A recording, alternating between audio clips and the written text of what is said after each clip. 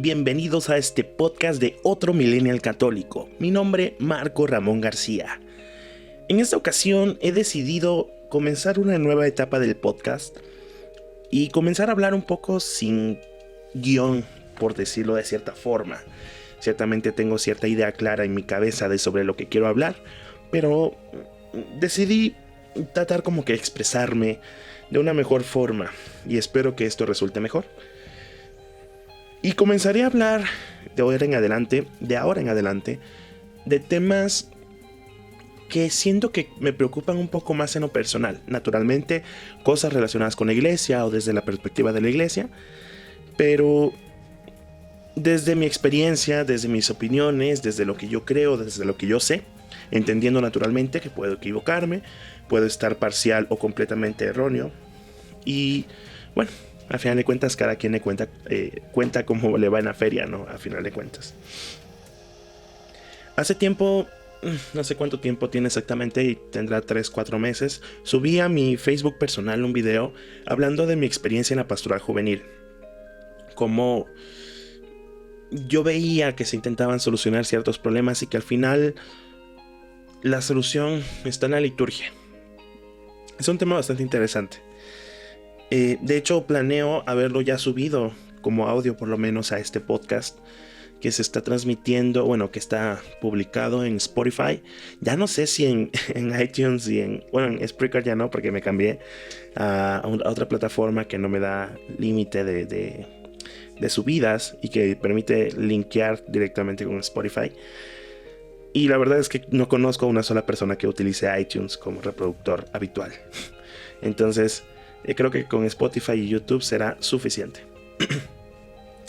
Así que bueno, siguiendo la línea anterior que he hablado sobre mi experiencia en la pastoral juvenil y cómo vi varios problemas alrededor de la vida eclesial que tuve, creo que voy a seguir esta línea y voy a hablar un poco de esta idea que se tiene.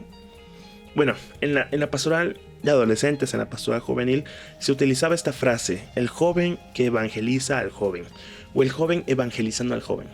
¿Y en qué se traducía esto? Pues prácticamente siempre se traducía en, pues, si en un retiro o en las actividades grupales, eran los jóvenes los que daban los temas, los que aplicaban las dinámicas, porque la idea, supongo yo, era que al final de cuentas un joven, o sobre todo un adolescente, cuando estás en esta etapa tan difícil, no le haces caso a las figuras de autoridad, ¿no? Tus papás, los maestros, etcétera, etcétera. Y la idea, supongo, es que de pronto alguien de tu edad, alguien a quien le podrías hacer caso, te hable de Dios y tú, pues, le creas, ¿no? Y lo sigas. No obstante, en los 7 años que estuve en pastoral juvenil, entendiendo jóvenes y adolescentes como pastoral juvenil, la verdad es que no vi que esto fuera especialmente provechoso. Y la verdad es que, bueno, desde que tengo memoria en la pastoral juvenil, pastoral juvenil, siempre vi que, si no en todos los casos, en la gran mayoría de los casos, los jóvenes que daban temas o no querían dar el tema porque tenían miedo al público o simplemente no sabían cómo hacerlo, tenían poca confianza, y en más de una ocasión, quizás en la gran mayoría de los casos, terminaba siendo más una especie de exposición de escuela. Así como en la escuela te dicen, no, pues vas a hablar de la fotosíntesis, y entonces pues terminas repitiendo lo que dice el libro y con una falta de pasión que dormiría cualquiera. Más o menos así sería los que dan temas en los que vi que daban temas en la pastoral juvenil. Muchos de ellos, naturalmente, siempre hay 2 o 3 chicos que les encanta hablar, que nos encanta hablar y que nos encanta decir muchas cosas y no sé, tenemos este don de gentes que le llaman en inglés, creo que le llaman people person, ¿no? Es una persona de gentes, ¿no? Una persona que tiende a caer bien a las personas o que le gusta convivir, en fin. Y lo que digo, ¿no? O sea, raras veces vi que esta idea de que el joven tuviera que hablar a fuerzas y tuviera que dirigir todo diera fruto. La verdad es que poco, muy poco. Y es que Los pastores, digamos por excelencia en la Iglesia Católica, y los predicadores, es decir, pastores implica que sean predicadores, por excelencia, e incluso podría decir por default, son los sacerdotes. Y así como en una familia, cuando el papá falta por alguna razón, o cuando la mamá falta por alguna razón, por más que se esfuerce el cónyuge, digamos sobreviviente o presente, en tratar de cubrir los dos roles, jamás lo va a lograr. Así en la iglesia, cuando el pastor falta, cuando el sacerdote, la figura de autoridad falta, por más que se esfuercen los laicos, por más que haya buenos predicadores, incluso gente teóloga que sepa mucho y que sepan enseñar muy bien, no van a suplir jamás este llamado o esta función natural del sacerdote. Siempre va a faltar algo. Es algo interesante porque igual, en todos los años de mi pastoral, en pastoral juvenil y los años que llevé de tradi, que no me acuerdo ni siquiera cómo me volví tradi, pero bueno. Naturalmente fue un proceso largo. En fin, ese es otro tema. Sí, todos estos años que llevo entendiendo lo que significa la misa, por ejemplo, y viendo el valor de la Santa Misa y el tremendo daño que se hace a la liturgia y a la iglesia, naturalmente, cuando se comete un abuso litúrgico. Todos estos años hemos intentado, con unos amigos y así, tratar de enseñar cosas interesantes o cosas correctas dentro de la iglesia, dentro de la liturgia. Y de pronto decir, no, en el Padre Nuestro no se deben levantar las manos. Estoy hablando de Novus Ordo. No se deben levantar las manos porque eso es una postura propia del sacerdote. Y cosas así. Y de pronto decir, bueno, ¿por qué no quedarse de rodillas después de la consagración hasta que termina el prefacio eucarístico? Es decir, antes del Padre Nuestro. Es decir, tratando de fomentar todas estas cosas o de corregir las que están mal. Se ve que hay tan poco fruto que uno, bueno, se tiende a generar la idea, bueno, es que es la costumbre, es que la gente así lo aprendió, etcétera, etcétera. Pero si el sacerdote, o sea, estando en plena misa, interrumpe la misa y dice, ahora todos levanten sus manos, o ahora todos, el abuso litúrgico que suceda en ese momento, si el sacerdote lo dice, lo manda a hacer en la liturgia, la gente lo hace. Es increíble. Es decir, por más razón que uno pueda tener, por más verdad que uno pueda tener en la boca, en realidad nunca, jamás se va a igualar a la autoridad que tiene el sacerdote, ministro de Jesucristo. Se podría entender desde un sentido teológico, o desde un sentido eclesiástico, o desde un sentido incluso sociológico, o no sé. Pero sea X o Y razón, sucede. Lo que manda el sacerdote, ciertamente hay excepciones, naturalmente, y ciertamente hay lugares donde lamentablemente la gente es muy desobediente con los sacerdotes, pero en general lo que he visto a lo largo de mi vida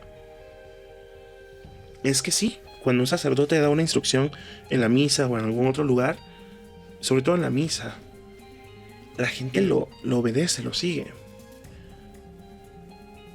En fin. No obstante, eso es algo que me di cuenta relativamente hace poco.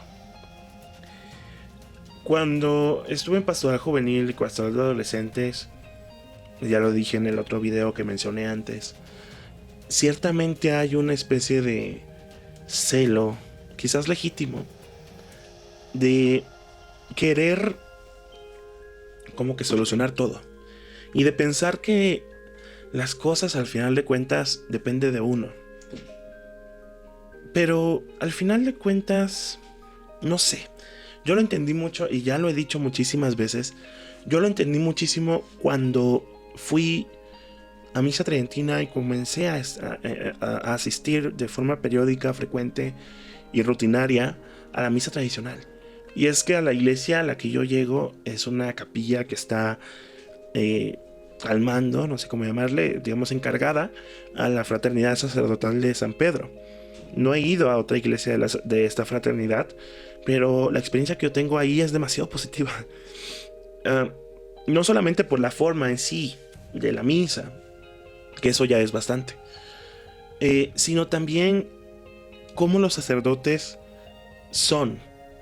Es decir, ciertamente he convivido con algunos de ellos de cierta forma, pero pues no los conozco tan cercanamente. No sé cómo serían en su vida más privada, pero la vida comunitaria que tienen en la iglesia es algo que creo que todo sacerdote debería ver en el mundo. Ya he comentado varias veces, no sé si en algún podcast o video, en conversaciones con amigos quizás, por ahí con Census Fide y en alguna tertulia lo he comentado, que las confesiones con la fraternidad sacerdotal de San Pedro son las más dulces que he tenido en mi vida. Ni siquiera reconfortantes o placenteras o no sé qué se podría decir, no, dulces. Y es que yo me acuerdo cuando fui por primera vez a misa tridentina, a misa tradicional, y fui con me fue a confesar, pues dado que la misa tradicional se tiene con por decirlo así, con esa etiqueta de los tradis, y que los tradis son súper estrictos y súper farisaicos y así, yo les decía a mis amigos que yo me esperaba la regañiza de mi vida, y no, fue una confesión súper dulce. Es decir, el sacerdote te hace sentir con una confianza de decir tus pecados. Es algo interesantísimo porque, al menos otra vez, a la iglesia que llego hay un confesionario de madera, de forma que tú no puedes ver al sacerdote, nomás le escuchas, y él pues tampoco te puede ver a ti. Y no sé, de pronto he visto confesionarios o lugares donde confiesan que se empeñan mucho en hacer parecerlo como una plática entre amigos, ¿no? De pronto, como si fuera una persona que está sentadita a pedirle consejos a alguien más sabio. Cosa que no es el sacramento de la confesión. Ciertamente el sacerdote muchas veces nos da consejos para la vida, para la santidad, pero no es para eso la confesión. La confesión es para declararte culpable de los pecados que has cometido contra Dios Todopoderoso y esperar la absolución de ellos. Por eso nos arrodillamos. Por eso decimos: me acuso, Padre, de... En fin. Pero bueno. Sí, esto de cómo los sacerdotes confiesan es una parte de su vida comunitaria, supongo, naturalmente. Pero es una práctica muy común con los sacerdotes, otra vez, dentro de la iglesia a la que he asistido. Que, sobre todo en las misas dominicales y las de mediodía, que son entre semana, terminando la misa, salen a saludar a las personas. Salen de la iglesia y allí en la puerta de la iglesia, en lo que sería el atrio, se ponen a platicar con las personas. Y tú, persona que nunca has convivido con ellos, que no sabes quién es incluso, sabiendo e identificando a ese sacerdote, por lo que voy a decir un poco después de que termine este punto, te puedes acercar a platicar con ellos. Naturalmente, si son muchísimas personas que quieren platicar con ellos, pues tendrás que esperar cierto tiempo, ¿no?, para desocupar al padre, o que el padre se desocupe. Pero la disposición que tienen de cercanía, citando las palabras del Papa Francisco, de este olor a oveja que tienen, es maravilloso. Y no necesitan nada más. Y a eso voy con el siguiente punto que comentaba antes. Los sacerdotes de la Fraternidad Sacerdotal de San Pedro se visten de sotana siempre. No para dar un sermón, no para dar una conferencia, no sé. Siempre están con sotana, esa es su vestimenta habitual. Uno siempre los ve con sotana. Y es increíble. Es una cosa... Es decir, predican ya desde que están ahí. Puede que en ese momento no necesites un sacerdote, y que no necesites un consejo o lo que sea, pero sabes que está ahí. Sabes quién es. Sabes que tienes a alguien a quien recurrir. Eso es algo que se ha perdido muchísimo en la iglesia. En fin, no quiero sentir que me estoy desviando del tema principal de forma compleja, pero es que todo eso tiene relación. Los sacerdotes son pastores de la iglesia. Y si no sabemos identificar al pastor, no podemos llegar a él. No podemos seguirle. Y si el sacerdote está ausente, cuanti menos. No podríamos. Yo soy un joven laico, apenas tengo 24 años, que ya no es tan poquito tampoco, pero todavía sigo siendo bastante joven si me comparo con personas de más edad, con mucho más bagaje y mucha más sabiduría.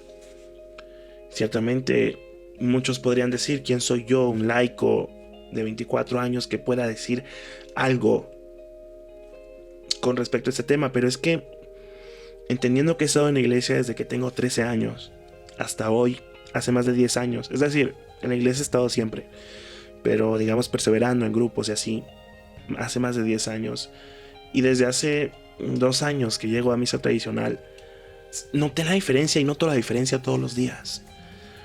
Y me parece especialmente importante resaltar esto, que al final de cuentas los laicos no podemos hacer mucho más.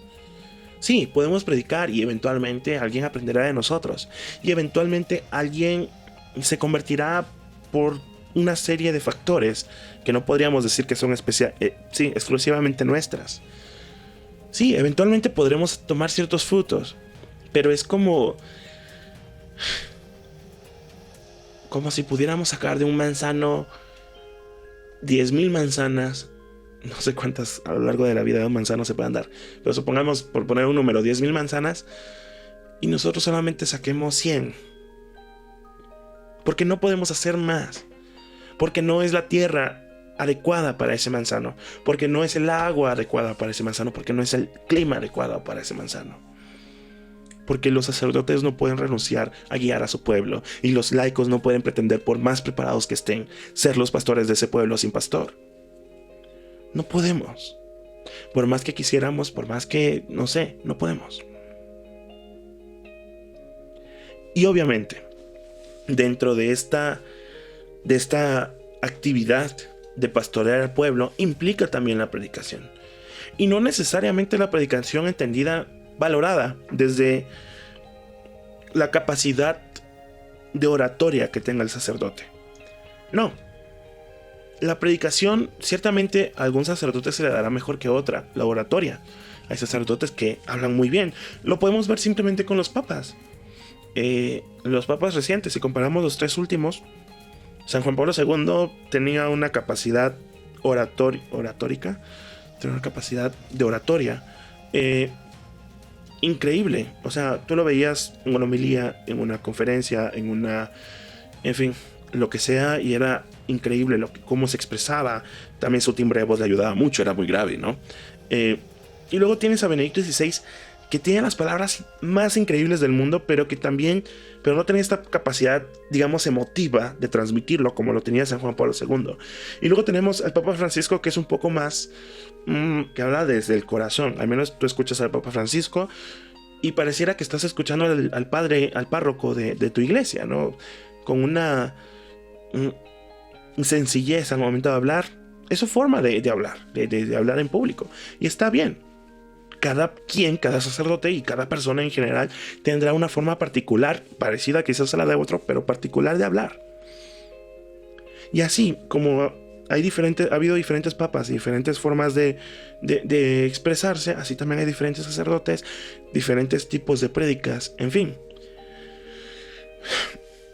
Además, no podemos dejar pasar ignorar el hecho de que al final de cuentas un sacerdote tiene un sacramento más que uno que es laico, que es el orden sacerdotal, y esto implica naturalmente que la gracia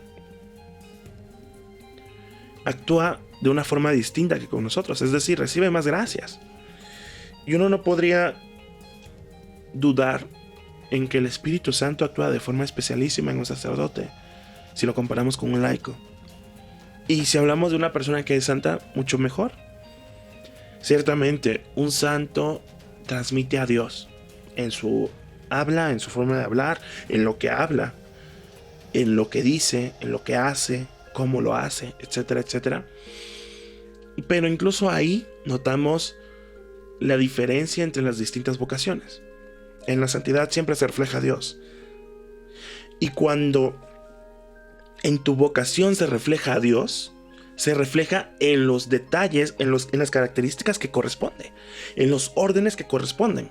Y por más que no sea un buen orador por X o Y razón, puede que simplemente no lo sea, porque así somos los seres humanos, incluso al hablar, notas a Dios. Aunque no diga palabras tan profundas y tan hermosamente elocuentes como por ejemplo el Papa Emérito Benedicto XVI, pero muchas veces escuchas cosas tan sabias con 2 o 3 palabras que es increíble. En fin, ya pasé la media hora de grabación. Creo que después de haber cortado un poquito algunos errores o debrayes, quedará un poquito más corto, creo, pero ya tengo que ir concluyendo. Creo que todo esto y en general el video que dije que iba a publicar, que espero que ya esté arriba en el podcast, y este capítulo del podcast está especialmente inspirado por la preocupación que me ha dado últimamente de entender que al final de cuentas necesitamos a nuestros pastores y los necesitamos como pastores. Últimamente he meditado un poco y he escuchado un poco sobre esta cuestión de la virilidad masculina y de la capacidad y responsabilidad que tienen los varones como padres de familias de cuidar y guiar a sus familias, de ser hombres. Y así, de esta forma, veo a los sacerdotes. No se puede renunciar a lo que es propiamente de ellos. No se puede. Y naturalmente, todas nuestras responsabilidades, todos nuestros